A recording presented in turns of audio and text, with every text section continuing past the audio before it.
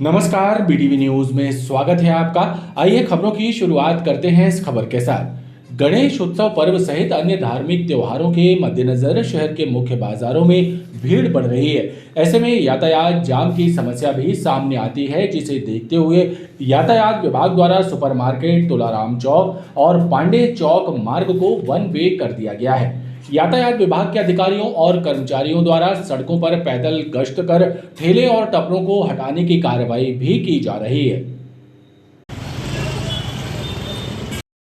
गणेश उत्सव पर्व और अन्य धार्मिक त्योहारों के मद्देनजर बाजारों में उमड़ रही भीड़ को दृष्टिगत रखते हुए यातायात विभाग द्वारा सड़कों पर पैदल मार्च करना शुरू कर दिया गया है। शहर के मुख्य बाजारों में लगने वाले जाम को देखते हुए सुपरमार्केट, पांडे चौक और तुलाराम चौक को जाने वाले मार्ग पर फिलहाल वन वे ट्रैफिक व्यवस्था लागू कर दी गई है। इसके अलावा यातायात विभाग द्वारा बाजार व्यवस्था के हिसाब से कुछ मार्गों को डायवर्ट भी किया गया है। ये 4 ठेले आप लोग हटाते जाइए, आगे बढ़ाते जाइए। यातायात बाधित होता है, आप लोग यहाँ पर ना लगाएं गाड़ी।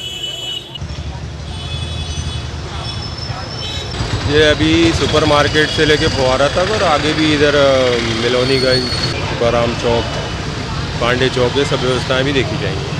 फिलहाल तो निरंतर ये व्यवस्था हमने करी है कि जब तक बाजार वाला समय चल रहा है तो डायवर्सन किया हुआ है, इसको वन वे कर दिया है। सुपरमार्केट से इधर तुलाराम चौक से और पांडे चौराहे से, यहाँ से हम 3 व्हीलर और 4 व्हीलर की एंट्री को बंद कर देते हैं भीड़ के समय। यातायात विभाग सड़कों के किनारे अवैध रूप से वाहन पार्क करने वाले वाहन चालकों के विरुद्ध चालानी कार्रवाई भी कर रहा है। पटवारी संघ के सदस्यों ने शरीर पर कोड़े बरसाकर और सड़कों पर झाड़ू लगाकर सरकार के खिलाफ प्रदर्शन किया। लगातार 20 दिनों से हड़ताल कर रहे पटवारियों ने कहा कि अब शोषण बर्दाश्त नहीं है, अगली कड़ी में परिवार के साथ भूख हड़ताल करेंगे।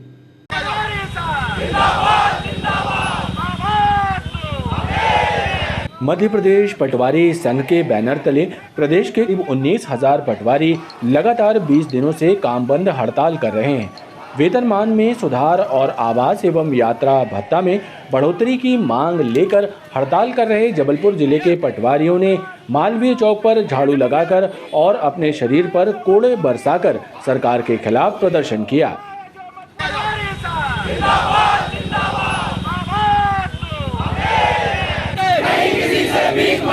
हम अपना अधिकार मांगते, नहीं किसी से भीख मांगते। कि क्या 258 रुपए के अल्प भत्ते में किसी पिछड़े से पिछड़े ग्रामीण क्षेत्र में क्या हमें मकान मिल सकता है? नहीं मिल सकता है। शासन को मालूम है 300 रुपये में हम 5 से 7 गाँव का भ्रमण महीने भर में परिवहन से कैसे कर सकते हैं। शासन को सारी जानकारी है, लेकिन शासन मूक दर्शक बनी हुई है और मजबूरन हमें आंदोलन पे जाना पड़ा। देखिए, अगले कदम के लिए हमने तैयारी करी है कि हम अपने किसान भाइयों के साथ, अपने परिवार के बच्चों के साथ, अपने परिवार के सदस्यों के साथ अनिश्चितकालीन भूख हड़ताल पे बैठेंगे, चाहे हमें इसके लिए अपनी कुर्बानी ही क्यों न देना पड़ी। हड़ताल कर रहे पटवारियों ने घोषणा की है कि यदि सरकार ने उनकी जायज मांगों पर ध्यान नहीं दिया तो अगले चरण में परिवार के सदस्यों के साथ भूख हड़ताल पर बैठ जाएंगे। खेलों को बढ़ावा देने और खिलाड़ियों को प्रोत्साहित करने के उद्देश्य से व्हीकल फैक्ट्री जबलपुर में 20 सितंबर से 24 सितंबर तक APNL चेयरमैन कप के अंतर्गत विभिन्न खेल प्रतियोगिताओं का आयोजन होने जा रहा है। बुधवार को इन प्रतियोगिताओं का शुभारंभ होगा। इस खेल इवेंट में क्रिकेट, बिलियर्ड्स, मोटर स्पोर्ट्स जैसी खेल गतिविधियां आयोजित की जाएंगी। वाहन निर्माणी जबलपुर के महाप्रबंधक संजीव कुमार भोला ने इस खेल इवेंट के संबंध में विस्तार से जानकारी प्रदान की। ये 4 इवेंट्स है। क्रिकेट टूर्नामेंट है और TT टूर्नामेंट है। इसके अलावा हम लोगों ने बिलियर्ड्स एंड स्नूकर एक लिया है, क्योंकि बिलियर्ड्स एंड स्नूकर जबलपुर से एसोसिएटेड है और जबलपुर में ये स्नूकर आप लोगों को मालूम है सबसे पहले स्टार्ट हुआ था। ये हमारा सौभाग्य था कि हम इसको होस्ट करते। इसके अलावा चौथा इवेंट हमने मोटर स्पोर्ट्स लिया है, क्योंकि हमारी खुद की जो VFJ है ये बेसिकली ऑटोमोबाइल इंडस्ट्री की बहुत इंपॉर्टेंट इकाई है भारत सरकार की, और हम लोग जितनी भी यहाँ गाड़ियाँ बनाते हैं वो एक्सक्लूसिव भारत सरकार के लिए होती है। और अब क्योंकि हम लोगों को और नई टेक्नोलॉजी लानी है और मोटर स्पोर्ट्स के माध्यम से हमको नई टेक्नोलॉजी जो अवेलेबल हैं वो भी पता चलती हैं, तो इसलिए हमने ये सोचा कि ये चौथा इवेंट जो मोटर स्पोर्ट्स इवेंट है वो भी हम होस्ट करें। और ये इवेंट्स कल शुरू हो रहे हैं और 24 तक चलेंगे। रामपुर छापर स्थित एकलव्य आदर्श आवासीय विद्यालय के छात्रावासी छात्रों के बीमार होने की घटना का मामला लगातार तूल पकड़ रहा है। घटना के विरोध में अनुसूचित जाति जनजाति छात्र संघ के तत्वावधान में छात्रों ने आदिवासी विकास विभाग के संभागीय कार्यालय के सामने प्रदर्शन करते हुए विद्यालय के प्राचार्य को तत्काल प्रभाव से निलंबित करने की मांग की है। छात्रों के प्रदर्शन के दौरान अधिकारियों के मौके पर ना पहुंचने को लेकर भी संगठन में आक्रोश नजर आया।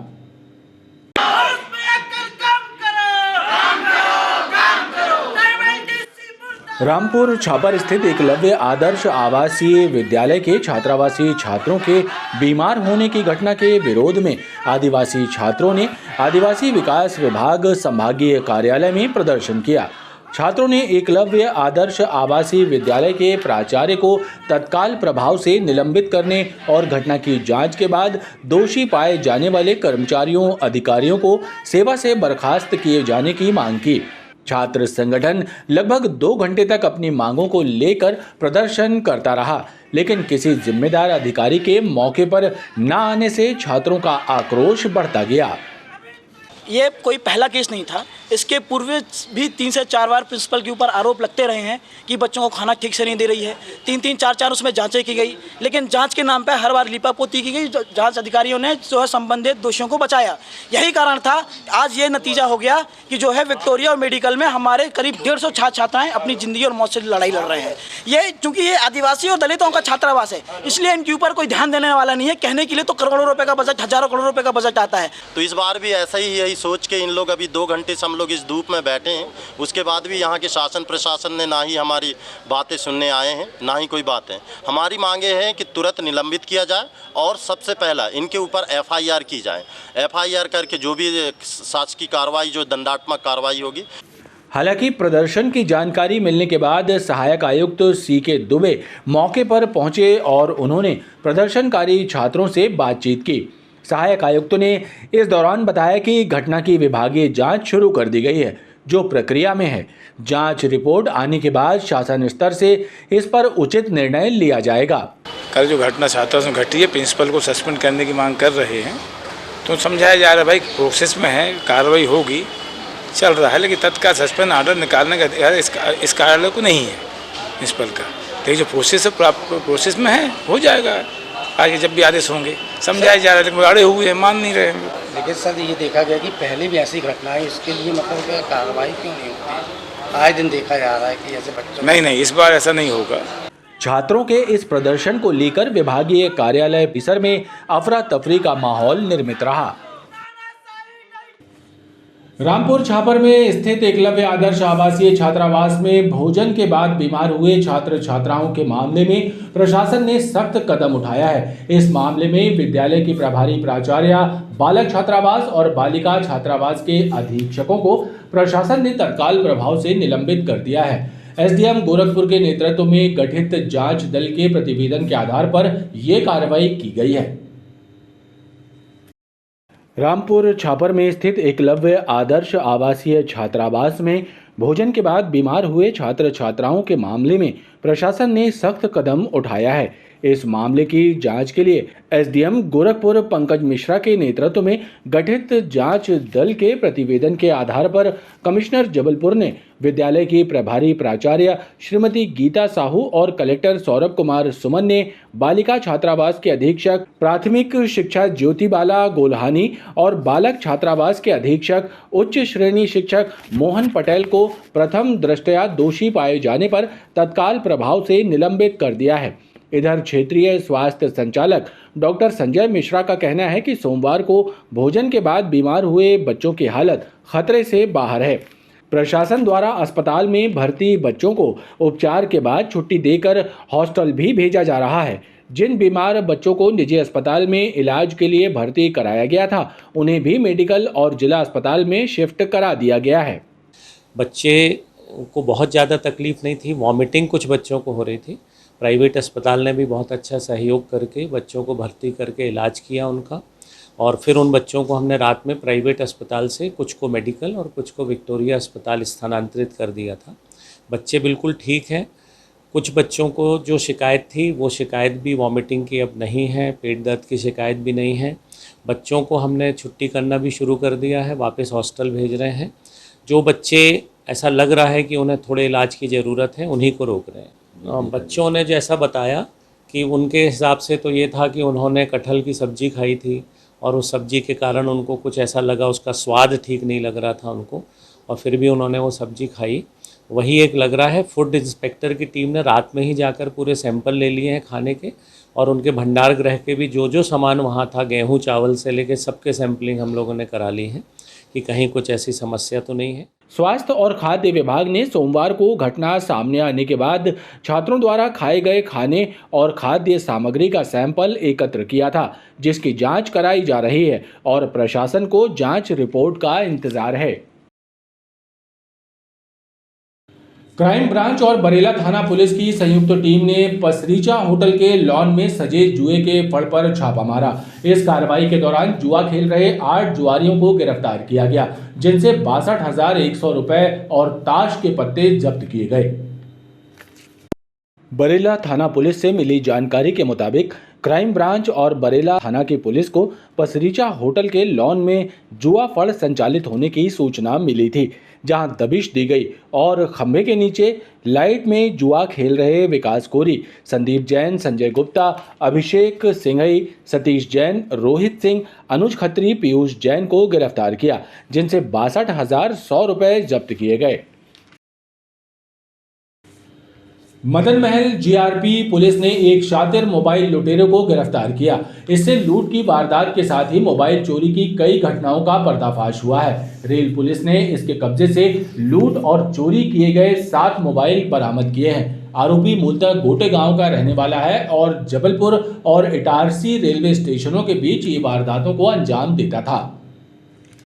नरसिंहपुर जिले के गोटेगांव में रहने वाले एक शातिर लुटेरे दिनेश पटेल को रेल पुलिस मदन महल की टीम ने गिरफ्तार किया है।